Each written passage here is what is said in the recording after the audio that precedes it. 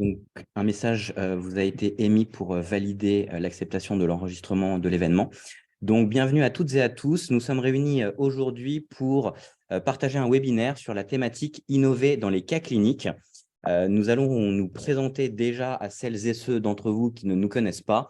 Je suis donc Ronan Lequéré, directeur associé de l'agence de communication santé Meditop. Et comme l'indique le titre de l'agence, nous ne travaillons que dans le domaine de la santé.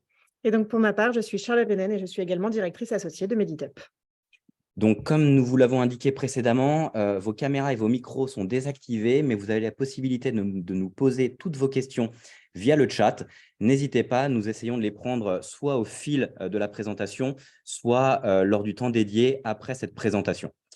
Donc, pour débuter, en préambule. On rentre tout de suite du coup dans le vif du sujet. Donc déjà, qu'est-ce qu'un cas clinique? Donc un cas clinique, c'est une description détaillée et systématique d'un patient individuel ou d'un groupe de patients qui présente des symptômes, des signes, des antécédents médicaux et des résultats de tests diagnostiques. Donc vraiment, là, je pense qu'on est aligné sur au moins la définition déjà de ce qu'on entend. Alors, les cas cliniques, quand on regarde un petit peu l'histoire et l'antériorité, ça existe depuis l'Antiquité. Et véritablement, depuis le XVIIe siècle, les cas cliniques ont été documentés de manière systématique pour pouvoir faciliter l'enseignement de la médecine. Donc, on est vraiment sur le développement de la médecine et de la chirurgie. Historiquement, d'ailleurs, les chirurgiens étaient les barbiers. Les médecins n'avaient pas d'accès à la matière qui était le sang. Et le premier cas clinique, ou en tout cas les premiers cas cliniques qui sont véritablement connus, datent de 1600 dans un document qui s'appelle le Theatrum Anatomicum, je m'excuse, je ne parle pas latin couramment, de Giulio Caserio. Et en fait, ça présentait des descriptions anatomiques et cliniques de différentes pathologies et de toutes les recherches et de toutes les expériences qui avaient pu être faites. Et l'image qui est présente à droite décrit bien ce Theatrum Anatomicum. Pour information, il y a un site qui restitue toute l'histoire des cas cliniques qu'on vous partagera dans l'email qui joindra le replay, que vous pouvez trouver en bas de cette slide et qui véritablement est très, très bien fait, très interactif et qui vous montre en fait l'évolution de la documentation des cas cliniques. Donc, pour ceux et celles d'entre vous qui souhaitent s'intéresser à l'historique des cas cliniques, ce site est très, très bien fait et très intéressant. Mais du coup, de nos jours. Donc, de nos jours, les cas cliniques, ils sont encore utilisés pour les mêmes thématiques que dans l'Antiquité, c'est-à-dire l'enseignement de la médecine. C'est pour vraiment aider les étudiants et les professionnels de santé à comprendre, à diagnostiquer les maladies. Aujourd'hui, on va vraiment aussi s'intéresser à votre utilisation, c'est-à-dire vous, industriels de santé, qui utilisez des cas cliniques pour animer des réunions régionales ou en tout cas pour animer des boards de médecins. Il y a plusieurs autres usages qui peuvent en être faits, comme l'évaluation des compétences cliniques, la recherche médicale, la formation continue, mais aussi, pourquoi pas, la sensibilisation du grand public aux problèmes de santé. Donc, ça peut vraiment être à destination de plusieurs cibles en fonction du contexte. Donc, les cas cliniques dans le fond. Aujourd'hui, vous allez utiliser, vous allez diffuser, vous allez déployer des cas cliniques auprès de vos professionnels de santé, au premier rang desquels les médecins, pour pouvoir les projeter face à un cas patient auquel ils pourraient être confrontés dans leur pratique quotidienne. Et c'est ce qui va vous permettre, en fin de compte, de rappeler des éléments clés concernant votre produit. Alors, parmi les éléments clés, il y a bien évidemment l'indication, puisque vous partagerez tous le point de vue qu'aujourd'hui, la prescription ARAMM n'est pas validée réglementairement parlant. Et donc, va vous permettre effectivement de rappeler l'indication dans laquelle votre produit est. Et potentiellement aussi les populations qui sont éligibles. Un cas clinique vous permettra de rappeler des données d'efficacité et de tolérance, donc sur les différents aspects de la pathologie. Et surtout, point important, c'est que ça va permettre aussi de repositionner votre traitement dans la stratégie thérapeutique. Est-ce que c'est un traitement qui est en première ligne ou est-ce que c'est un traitement qui est en deuxième ligne après des échecs avec d'autres thérapies? Donc, vraiment de rappeler la position dans la stratégie thérapeutique du médicament. Potentiellement, vous pourriez fournir des conseils sur la gestion des potentiels effets indésirables. Exemple, en oncologie, s'il y a des neutropénies, comment va-t-on gérer justement les neutropénies? Ou alors même, à l'inverse, si votre produit n'a aucun effet indésirable, de pouvoir le mettre en avant, ou en tout cas, si les effets indésirables sont mild, modérés, voilà, de pouvoir valoriser cette information. Véritablement, l'objectif d'un cas clinique actuellement, lorsque c'est diffusé par un acteur de santé, c'est de favoriser l'accélération de la mise sous traitement ou en tout cas de favoriser la mise en place des conditions qui vont permettre la prescription de ce traitement. Donc, un cas clinique typique contient du coup plusieurs informations qui vont venir détailler ou étayer l'histoire de la maladie. Donc, en fonction du contexte et des cibles, on va pouvoir adapter les éléments clés, mais il y en a qui vont être toujours récurrents et on les a cités ici. Donc, on va avoir la présentation du patient avec son âge, son sexe, son ethnie, les antécédents médicaux, les raisons de la visite, de la consultation médicale. On va avoir également l'histoire de la maladie avec la description des symptômes, quand est-ce qu'ils sont apparus. On pourrait aussi avoir ici, par exemple, les facteurs de risque de la maladie. On va avoir l'examen clinique avec une description détaillée de l'examen physique du patient, les résultats des tests diagnostiques, comme les analyses de sang, mais pourquoi pas d'imagerie. On pourrait très bien imaginer de voir des radios, des scanners, des résultats d'IRM. On va également ensuite passer sur un autre pan du cas clinique, puisque là, on était plutôt sur du descendant, mais là, on va pouvoir aussi créer du dialogue et du débat, de l'échange sur les 3 derniers points que sont le diagnostic, avec les diagnostics potentiels pour le patient en fonction de ses symptômes et des résultats des tests diagnostiques qu'on aurait pu avoir lors de la phase précédente. On va avoir les traitements avec les options de traitement possibles et pourquoi pas pour chacun de ces traitements, comme le disait Ronan, les effets secondaires, les avantages, les inconvénients de chaque option. Et ensuite, pour finir, le suivi avec les résultats du traitement et les réponses du patient. Et du coup, quelles recommandations on va pouvoir faire pour les soins de suivi. Alors, à noter que l'objectif de tous ces éléments clés, c'est de permettre aux médecins de se projeter vraiment dans un cas réel, en vie réelle. Et c'est pour ça aussi que souvent, on utilise des données patients, des vraies données. Donc attention, petit point d'alerte, si on utilise des vraies données, je pense que vous le savez, mais il faut bien penser anonymiser toutes les informations recueillies pour être sûr qu'on ne puisse pas reconnaître le patient. Donc, les cas cliniques aujourd'hui, dans la forme, ce qu'on reçoit et ce qu'on voit le plus souvent, ce sont des cas cliniques dans leur forme conventionnelle, traditionnelle, qui sont souvent des cas cliniques PowerPoint, qui sont composés majoritairement de textes et d'images. Et malheureusement, souvent, c'est un format très descendant. Souvent, c'est un expert, un médecin qui va diffuser ce cas clinique et qui va le présenter à une audience et avec laquelle il y aura de faibles interactions. Les images sont floutées de manière volontaire, mais vous voyez une représentation assez traditionnelle de cas cliniques conventionnels qu'on peut avoir, où on a plusieurs slides avec du texte, quelques photos, quelques images, quelques résultats d'imagerie, ce que vous pouvez voir sur la slide 4, par exemple.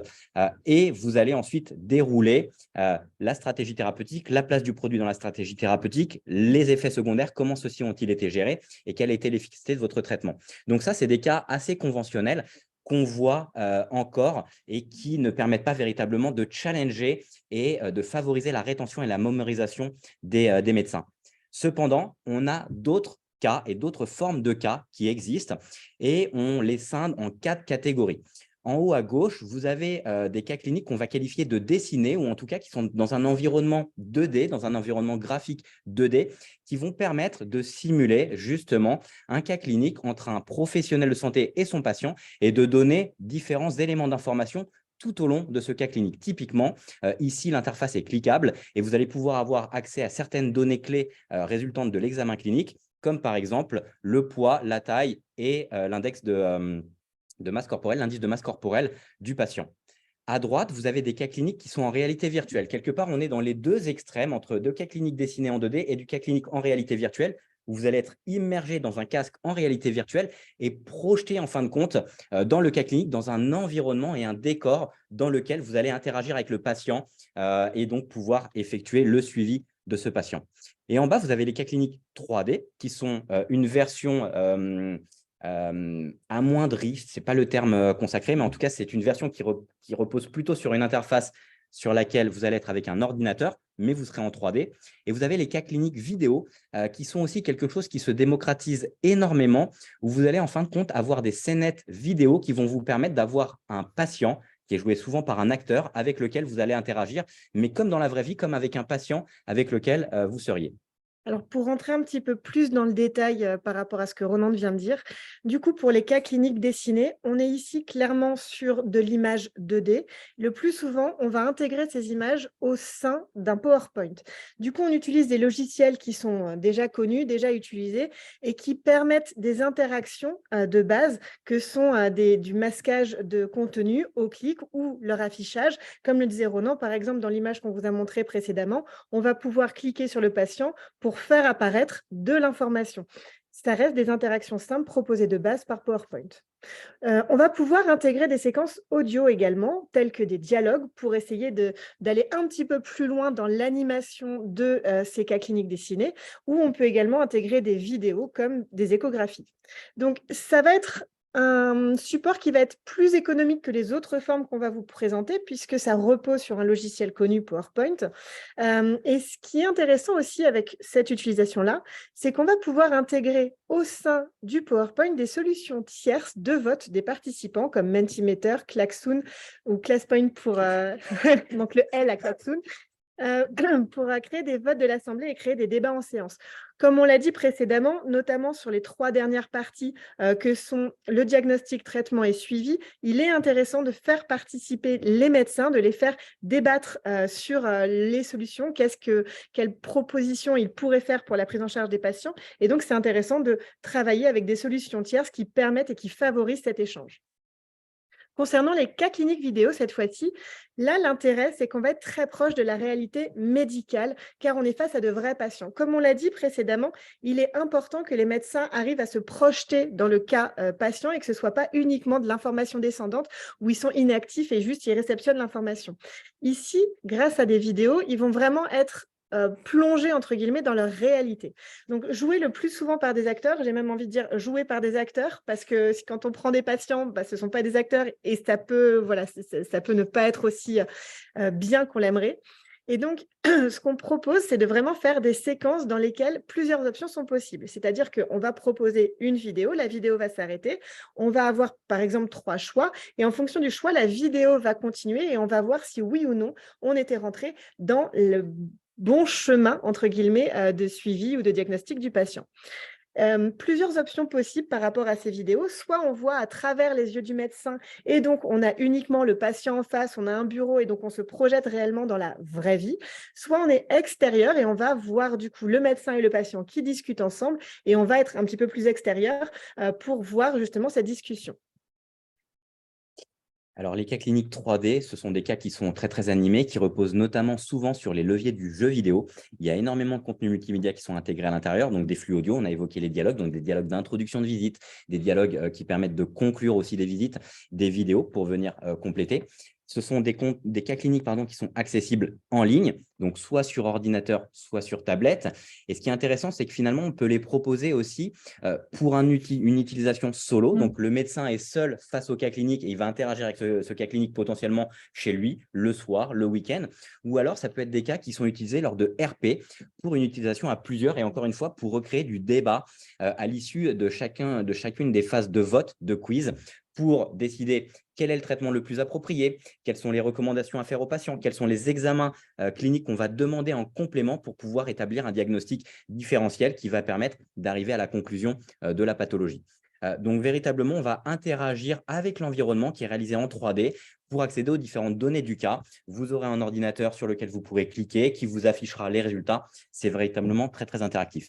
Et le must, j'ai envie de dire, actuellement de ce qui se fait dans les cas cliniques, ce sont les cas cliniques VR pour Virtual Reality ou réalité virtuelle, dans lesquels vous êtes embarqué dans un casque de réalité virtuelle et vous êtes projeté dans un univers qui va véritablement reproduire le lieu de pratique du médecin et qui va lui permettre en fin de compte d'être projeté dans cet univers et de se sentir comme s'il était dans son cabinet de consultation. Donc, ce sont des interactions qui sont qualifiées d'in situ. Véritablement, on va interagir avec l'environnement. Et ce sont des cas qui sont tout de même plus individualisés dans l'approche, ou plus individualistes d'ailleurs, puisque vous n'allez pas pouvoir, sauf si la création permet d'interagir avec l'ensemble des personnes qui elles-mêmes sont représentées en réalité virtuelle, ça devient très coûteux pour le Et coup, ça devient un métavers? et ça devient un métavers. CF le précédent webinaire, mais donc de pouvoir interagir seul dans cet univers. Donc, les opportunités de débat avec les autres participants sont beaucoup plus limitées. Par contre, il y a un retour d'expérience des utilisateurs qui est souvent une expérience très mémorable et les participants qui ont pu réaliser des cas cliniques dans un univers réalité virtuelle s'en souviennent pendant longtemps et le partagent avec leurs confrères. À noter quand même, quand on commence à travailler avec des casques de réalité virtuelle, il peut y avoir un accompagnement nécessaire à l'utilisation de ces cas et donc potentiellement une personne qui doit accompagner l'utilisateur step by step dans sa démarche de cas clinique. Donc, quels sont les facteurs clés de succès? On les a un petit peu disséminés au fil de la conversation, mais on va les rappeler ici. Donc, le premier point, c'est de définir des objectifs pédagogiques clairs en amont de la conception du cas. Qu'est-ce que vous souhaitez que le médecin soit capable de faire à l'issue de ce cas clinique? Qu'est-ce qu'il ait compris? Parce que ce soit plutôt la stratégie thérapeutique dans laquelle va entrer votre traitement, que ce soit quel type d'examen il doit demander en amont de la mise en place du traitement, ça va complètement revoir la façon dont on va présenter le cas et c'est pour ça qu'il est vraiment essentiel de savoir quels sont les objectifs pédagogiques que vous souhaitez voir lors de la création. Ensuite, l'intégration des contenus clés d'un cas clinique, je ne vais pas les reciter parce que je les ai dit précédemment, mais ce sont des points clés qui sont essentiels pour permettre au médecin de se projeter dans ce cas clinique. Ensuite, des interactions utilisateurs avec l'environnement du cas. Il faut que l'utilisateur il ne soit plus uniquement à l'écoute, mais qu'il soit un vrai acteur du cas clinique et qu'on lui demande son avis, qu'on le fasse participer à l'avancée du cas pour vraiment que il puisse mémoriser, que ce soit séduisant pour lui. Ensuite, des contenus multimédia, que ce soit l'audio, la vidéo, dans l'air du temps est représentatif de la réalité quotidienne de l'utilisateur. Encore une fois, c'est pour permettre au médecin de se projeter. On insiste, mais parce que c'est vraiment un des points essentiels dans les cas cliniques. Quand ce sont des cas cliniques descendants où on a juste quelques images et quelques informations, c'est très compliqué pour le médecin de se projeter et donc il va répondre au plus simple, mais il n'est pas dans sa pratique quotidienne. Et c'est pour ça que là, tous les entre guillemets, beaucoup de facteurs clés de succès incitent sur ce côté permettre de se projeter. Ensuite, des quiz pour challenger l'utilisateur et l'amener à réfléchir. Ça va un petit peu avec le dernier point, l'avant-dernier point et les débats entre participants, puisque l'idée, c'est vraiment de permettre d'ouvrir la conversation et d'amener les médecins à ouvrir leur manière de penser. Pourquoi pas vraiment discuter entre eux de la manière de prendre en charge, des bonnes pratiques, entre guillemets, de chacun qu'ils vont pouvoir eux aussi mettre à profit, entre guillemets, avec leurs patients. Ensuite, des contenus argumentés et sourcés, bien évidemment, pour montrer qu'on est sur du cas clinique scientifique et que tout va être référencé. Et ensuite, le débrief pour terminer le cas clinique, c'est essentiel pour rappeler les enseignements clés, les points d'attention et les bonnes pratiques qui auront été montrés tout au long du cas. Petit point quand même de rappel et d'insistance sur les débats entre participants et les débriefs. C'est ce qui contribue de manière véritable à la modification des pratiques, à la rétention de l'information et à la discussion justement entre les participants pour pouvoir faire part de ses positions, de ses partis pris et revenir et se challenger. Il est démontré qu'aujourd'hui, les débats entre participants et le débrief sont des éléments clés de rétention de l'information. Et on va le voir justement dans les slides suivantes. Quels sont les bénéfices des cas cliniques? Alors aujourd'hui, peut-être que certains et certaines d'entre vous connaissent la pyramide d'Edgar Dale qui permet de montrer quel est le taux de rétention de l'information en fonction des méthodes d'apprentissage. Et du haut vers le bas, les méthodes d'apprentissage qui sont les moins, donc en haut, celles qui favorisent le moins la rétention d'informations et celles qui sont tout en bas, qui permettent justement de mémoriser un maximum d'informations. Donc, les cas cliniques se trouvent véritablement quasiment tout en bas puisque les cas cliniques tels qu'on les a présentés, donc des cas cliniques virtuels, des cas cliniques interactifs, sont des cas cliniques dans lesquels vous allez pratiquer, vous allez être mis en situation de pratique et vous allez pouvoir justement interagir avec le patient.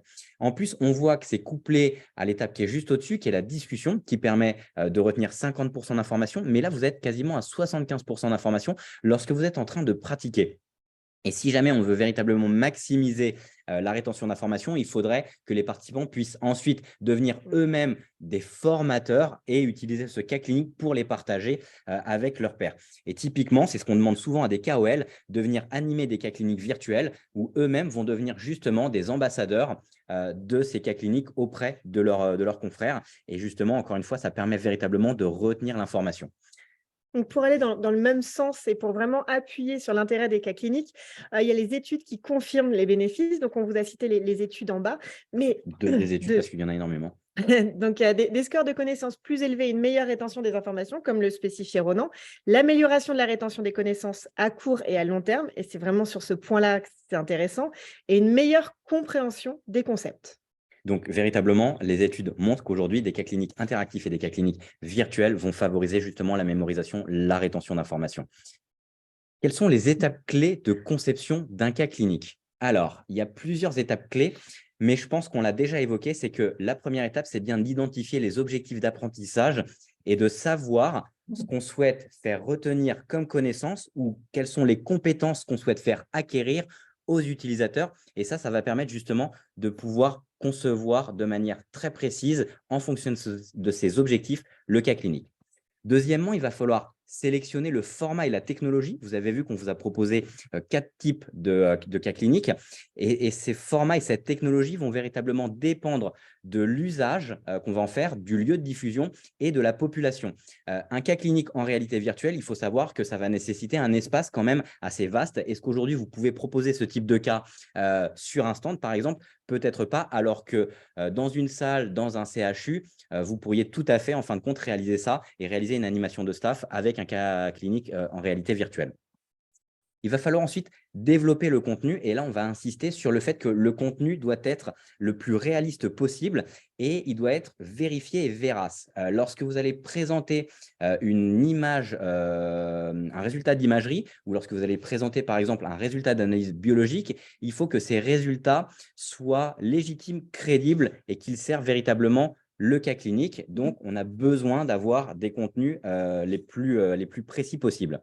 Ensuite, on va concevoir les différentes étapes et les interactions. Et donc, on réinsiste sur le fait qu'il faut créer de l'interaction avec l'environnement, qu'il faut créer des quiz pour ramener les participants à se challenger, à réfléchir et qu'il faut proposer des contenus multimédia, images, vidéos, audio.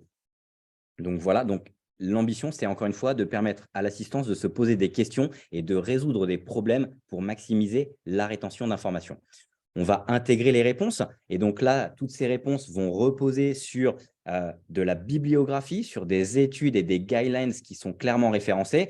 Bon, aujourd'hui, en France, le sujet ne se pose pas puisque tous les supports qui sont présentés à des professionnels de santé doivent clairement être sourcés et référencés.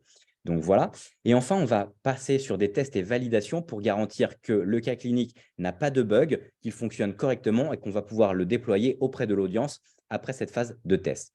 Et enfin, une fois que le cas clinique est déployé, ce qui est intéressant, c'est quand même de pouvoir faire une évaluation qui va permettre de voir si les objectifs pédagogiques sont bien atteints, donc ceux qui ont été définis en première étape, si ceux-ci ont été atteints, si les connaissances et les compétences qui sont acquises avec le cas clinique sont au rendez-vous, et si on peut faire évoluer aussi ce cas clinique. Les retours d'expérience des utilisateurs vont permettre justement de pouvoir faire évoluer le cas clinique, ou en tout cas de dresser une checklist qui va permettre de pouvoir évaluer ce qu'on pourrait faire sur un prochain cas clinique. Donc voilà, donc ça permet de guider la conception de futurs cas cliniques virtuels. Du coup, en conclusion, les essentiels à retenir, c'est que, comme on l'a vu, les cas cliniques, ils servent la formation médicale des médecins et ce, là, depuis l'Antiquité. Les cas cliniques virtuels favorisent la mémorisation de vos messages, comme on l'a vu notamment avec la pyramide d'Edgardel. Il faut proposer des cas cliniques qui capitalisent sur les éléments de vie réels. Encore une fois, il faut que le médecin puisse se projeter dans le cas clinique que vous allez lui proposer. Ces cas cliniques doivent proposer des phases de challenge et de réflexion afin d'amener les participants à échanger, à débattre sur leurs pratiques pour, pourquoi pas, les faire évoluer. On va aussi proposer une dimension interactive et participative pour favoriser l'apprentissage. Donc, ça va vraiment avec le point précédent de créer du débat. Des nouveaux formats permettent d'atteindre ces résultats et c'est là-dessus vraiment que va porter l'innovation. C'est-à-dire que quand on dit comment innover dans le cas clinique, l'innovation, elle va passer par le type de format qu'on va pouvoir proposer et sur le fond, en respectant vraiment les éléments clés que l'on vous a cités précédemment et qui permettent aux médecins de se projeter. Et enfin, il faut définir, comme l'a dit Ronan, des objectifs d'apprentissage qui doivent être définis en amont de la conception et testés en aval de la création pour être sûr qu'on atteint les objectifs qui ont été définis et que le cas clinique serve du coup à vos forces de vente et à votre produit. Alors merci, les 9h24, il nous reste un peu plus de 5 minutes, j'allais dire un peu moins de 10 minutes. N'hésitez pas à nous poser vos questions via le chat si vous en avez. Discussion en réunion. Pour l'instant, il n'y a pas Ça beaucoup veut de dire, questions sur le chat. ça veut dire Soit que c'est hyper clair, soit ça ne l'était pas du tout. on va dire que c'était beau, c'était très clair. Bon, parfait. Bon, si vous souhaitez en savoir plus, n'hésitez pas à nous solliciter. Si vous avez des projets de cas cliniques, n'hésitez pas à nous solliciter. Vous avez pu voir aussi des choses qu'on peut avoir réalisées. C'était très clair. Merci. Selon vous, merci. Les premières questions, n'hésitez pas. Selon vous, quel est le nombre optimal de participants pour des cas cliniques filmés et participatifs? Alors, je vais apporter 2 réponses. Il faut le temps d'écrire. Excusez-nous, on est un peu trop pressé peut-être. Alors, aujourd'hui, des cas cliniques, lors de RP, on a vu différentes configurations. C'est vrai que lors de RP, pour créer des débats qui soient véritablement interactifs et participatifs, ce qu'on évoque, c'est pas plus d'une dizaine de personnes. J'ai déjà eu l'occasion de voir des RP où on avait 15 médecins participants. Ce qui se passe, c'est qu'il y en a certains qui ne prennent pas du tout la parole, alors que d'autres, justement, pour le coup, sont beaucoup plus… je ne trouve plus le mot que je veux utiliser, ce n'est pas grave, mais prolixe. Donc voilà, ça c'est pour des RP. Pour des cas vidéo, je ne suis pas sûr d'avoir compris la question, mais ce qui va se passer, c'est qu'on va tourner avec un patient virtuel. Souvent, le patient, il est représenté par une seule personne et vous allez jouer le rôle du médecin. Maintenant, ce qui peut devenir intéressant dans les cas cliniques vidéo, c'est que vous allez pouvoir aussi intégrer des interviews, des réponses d'experts. Et là, vous pouvez avoir 2, voire 4 experts qui vont vous apporter un témoignage et un éclairage sur certaines situations, sur certains points clés dans la gestion du traitement. Et donc, ça peut venir véritablement enrichir encore une fois ces cas cliniques. En termes de développement, j'espère avoir répondu à cette première question. En termes de développement et de budget, quelles sont les différences entre les 4 formats? Tu veux apporter des réponses ou pas? En fait, ça va vraiment dépendre de ce que vous souhaitez, du temps du cas clinique et du coup de la méthode. Donc effectivement, je ne sais pas si on peut annoncer des budgets parce que c'est tellement Si on spécifique peut en fonction de ce que annoncer des vous… budgets un peu moyens, je pense quand même. Aujourd'hui, un cas clinique dessiné, on va être sur un budget de l'ordre de 15 000 euros. Ouais. Pour un cas clinique avec de la documentation, donc des références bibliographiques qui vont être sourcées, qui vont être citées. Un cas clinique en VR, je vais vous annoncer un budget de 60 000 euros, qui est une bonne moyenne. Il pourrait avoir des cas en VR qui seraient un peu moins chers et des cas qui, pour le coup, pourraient monter avec des budgets bien plus élevés. En 3D, on va plutôt être sur des cas de l'ordre de 40 000 euros. Et avec de la vidéo, alors là, pour le coup, ça va beaucoup dépendre du nombre de parcours, mais un budget moyen de 30 000 euros vous permettra en fin de compte d'avoir un cas clinique qui est bien développé avec plusieurs scènes et plusieurs, encore une fois, comme dans un arbre, des arbres conversationnels qui vont permettre d'aller dans différentes séquences. C'est ça, parce que par exemple, pour les vidéos, si jamais c'est juste des séquences vidéo qui s'enchaînent avec, qui vont être segmentées par des quiz, ou si on est, comme le disait Ronan, sur un arbre avec plusieurs types de vidéos, là, par exemple, on ne va pas du tout aussi être sur les mêmes budgets parce qu'il y aura moins à tourner. Donc, c'est pour ça qu'il faut aussi vraiment avoir votre brief entrant pour pouvoir indiquer un budget qui va être le plus cohérent avec vos besoins. Alors, il y avait une deuxième question quand même dans cette question, quel était le temps? Voilà, écoute, merci Diane.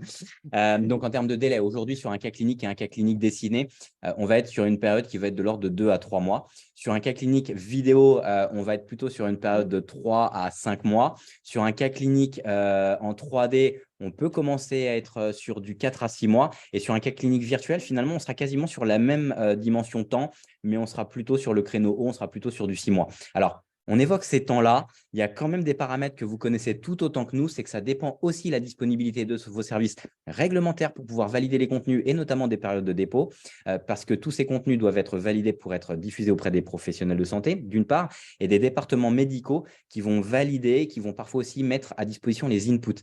Et ça, on ne l'a peut-être pas évoqué. C'est un point important aussi, c'est qu'aujourd'hui, si vous souhaitez intégrer des échographies, des résultats d'imagerie, des résultats d'analyse biologique, il va falloir aussi aller chercher ces informations. Et c'est là où ça devient important de travailler avec un professionnel de santé qui va pouvoir vous mettre à disposition tous ces éléments en input qui vont être anonymisés par nos soins pour pouvoir justement avoir un cas clinique qui soit nourri de véritables données cliniques. Voilà en termes de temps et de délai. Pas de Il n'y a pas de souci. quoi. N'hésitez pas à poser vos autres questions si vous en avez.